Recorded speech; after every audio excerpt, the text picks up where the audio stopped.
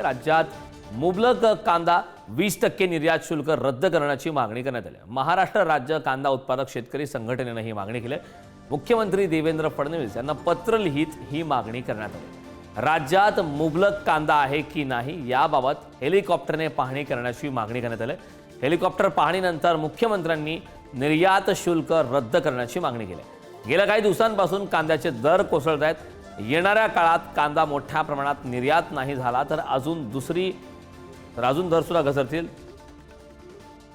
संघटनेच्या माध्यमातून या प्रकारची भीती आता व्यक्त करण्यात आली आहे। महत्त्वाची अपडेट आहे, राज्यात मुबलक कांदा हा 20% निर्यात शुल्क रद्द करण्याची मागणी करण्यात आली आहे। संदर्भात ताजी अपडेट देण्यासाठी आपले प्रतिनिधी किरण ताजने आपल्यासोबत जोडलेत। किरणकडे मी जाणार आहे। किरण, खरं तर कांदा उत्पादक शेतकरी संघटनेने आता एक महत्त्वाची सरकारकडे मागणी केली आहे। काय सांगशील या मागणीबद्दल सविस्तर माहिती?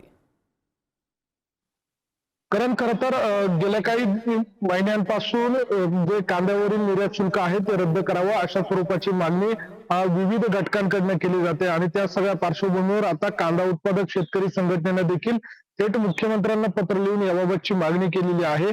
यासाठी थेट हेलिकॉप्टरद्वारे पाहणी करावी, जो कांदा शिल्लक आहे त्याचं मुबलकतेचं जे किती प्रमाण आहे त्याच्या अनुषंगाने पुढील विचार करावा अशा स्वरूपाचं त्यामध्ये नमूद केलेलं आहे।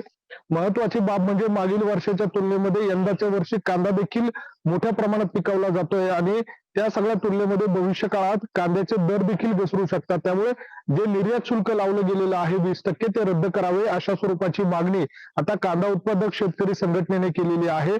महत्वाची बाब म्हणजे याबाबत एक्सपोर्ट असोसिएशनने देखील केंद्र सरकारकडे याबाबतची मागणी केलेली होती।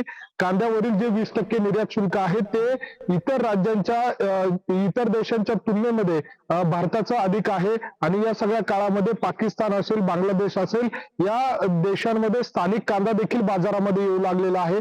त्यामुळे त्यांनी देखील आयात शुल्क आकारायला सुरुवात केलेली आहे आणि अशी सर्व परिस्थिती असताना भारताकडून अद्यापही निर्यात शुल्क रद्द होत नाहीये आणि ते रद्द करावं यासाठीची मागणी आता शेतकरी वर्गासह व्यापारी वर्गांकडून देखील केली जाते। नक्कीच किरण, खूप खूप धन्यवाद या महत्त्वपूर्ण अशा माहितीसाठी।